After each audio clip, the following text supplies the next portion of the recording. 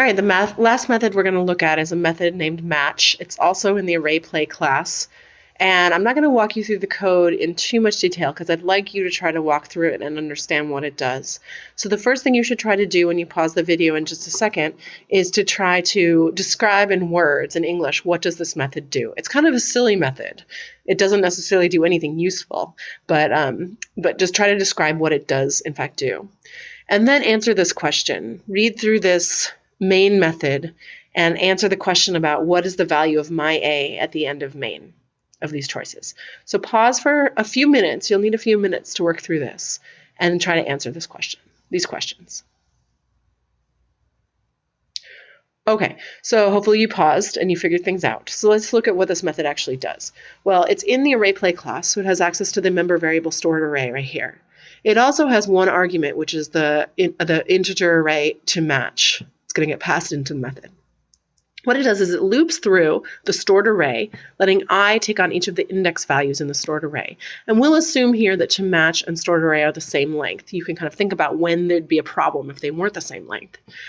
And we can, what it's going to do is it's going to compare the element at position I. I is going to start at 0, go up through, but not including the length of the stored array. And if it's not equal to the element at the same position in to match, it's going to set the element at that position in to match to be the same as the element in stored array. It's just going to go through the whole array doing that, and in the end it's going to return true. So what's going to be the effect, if anything, on the array in main?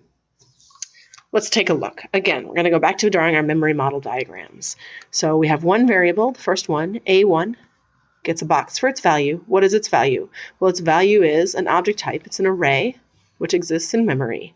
So 2, 4, 6, 1, 15. 2, 4, 6, 1, 15. Here's my array in memory. A1 points, references that array in memory. Now I have a new ArrayPlay object. I'll draw my ArrayPlay object down here. So this is my ArrayPlay object. This gets created with this new, and I have another variable named AP. AP is going to point to this ArrayPlay object. Inside the ArrayPlay object, I have my variable stored array. Where does stored array get its value? Well, as we saw before, it actually gets a reference to a copy of the array that's passed in. If you don't remember this, go back and review the very first video in this session. So we're going to end up with a diagram that looks like this so far. I have yet another variable here in main called myA, and it refers to an array of all ones. So 1, 1, 1, 1, 1. Let's see, so 1, 1, 1, 1, 1. There's my variable of ones. There's a reference there. So what do I have now at the end of these first three statements? I have a variable A1 that points to this array, 2, 3, 6, 1, 15. I have a variable AP, which points to an ArrayPlay object, which inside of it has a stored array variable, which itself points to a copy of this original array, 2, 4, 6, 1, 15. Then I have my A variable, which was created right here, and it just points to an array of 5 ones, which are right there. Now I'm going to call AP match, AP.match on my A. So let's take a careful look at what happens now. And again, I'm going to switch colors because now we're entering a different scope. We're entering the scope of the match method inside the ArrayPlay class. So any variables that I draw now are going to be variables that are inside this match method. And the first variable that I'm going to get is this variable toMatch. So toMatch is a variable in the scope of the method match. Where does it get its value? Well, it gets its value from myA. What is the value of myA? Remember, to find the value, we look in the box. In the box, we find an address, a reference. So we copy that reference over into toMatch. So what happens is myA and toMatch are now referring to the same array in memory. Now I'm going to loop through, have my for loop that starts I equals 0, I is less than stored array.length, I plus plus. My I will start at 0. And as I mentioned before, what that's going to do is it's going to look in position I in stored array. Where's stored array? Well, stored array is right here. And it's going to compare that position to the position, same position into match. So let's compare element 0 to element 0. They're not the same. So I'm going to take stored array, and I'm going to take its value out of here, and I'm going to copy it into, and I'll go back to red because now we're talking about memory, not necessarily variable scope. So we're going to take the value 2 and copy it into that first position there. So the 1 is gone. I'll even erase it. It has become a 2. I is going to get incremented. Going to compare 4 and 1. 4 is not the same as 1, so I'm going to replace the 1 into match with the corresponding, position in the stored array with a 4. Go to the next element. 6 is not the same as 1, so the same thing happens. I'm going to take that 1, replace it with a 6. The next element, 1 and 1 are the same. That'll stay the same. 1 and 15, again, not the same. So I'm going to take that 15 and I'm going to copy it over into toMatch. Now the method is over.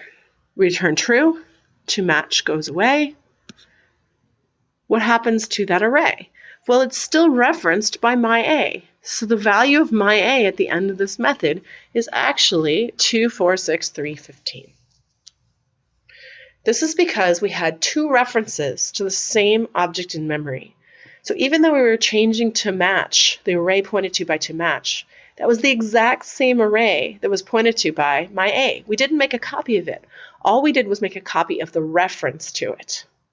And we'll get more practice with this, but this is a concept that you should really start to study and try to get as comfortable as possible with, because this is one of the most important and most challenging questions of how data is represented and how it gets manipulated as the program runs. So I already drew the box and arrow diagrams, so I'll skip over this slide, and I'm going to skip over this slide as well, because we've already basically covered most of the stuff. But you can go ahead and work through this if you like. But if you understood the last example well, then you should be in pretty good shape to understand the rest of all of this. Okay, so in fact, this one here, I think it's the same example. It just has a bug. So that's actually should be my A passed in there. All right, so in summary, computation generally takes place by calling methods. Methods can return values, and as we just saw, they can also modify the data that is passed into them. If they modify the data in memory, those changes will persist. If they're modifying their parameters directly, those changes aren't going to persist. We'll see more of that as things go on. Parameters are what are called passed by value. That is, the value that are passed in, the value of the variable that gets passed in the method is copied into the parameter. And if that's a primitive value, then the primitive value is copied. If it's a reference, then the reference is copied, as we just saw. We also saw some examples where there are many ways to solve the same problem. Some tips for success on PSA 1. Start now. Please, please start now. Think carefully. Do run a lot of tests, but don't just do random changes to your code. Make sure you understand what you're doing. And think before you start coding. If you need help, we're here for you. Come get help. Seek help from the tutors, the TAs. Go to discussion. Do everything you can to be successful. I want all of you to be very successful on this PSA and in the class in general. All right, I'll see you on Friday.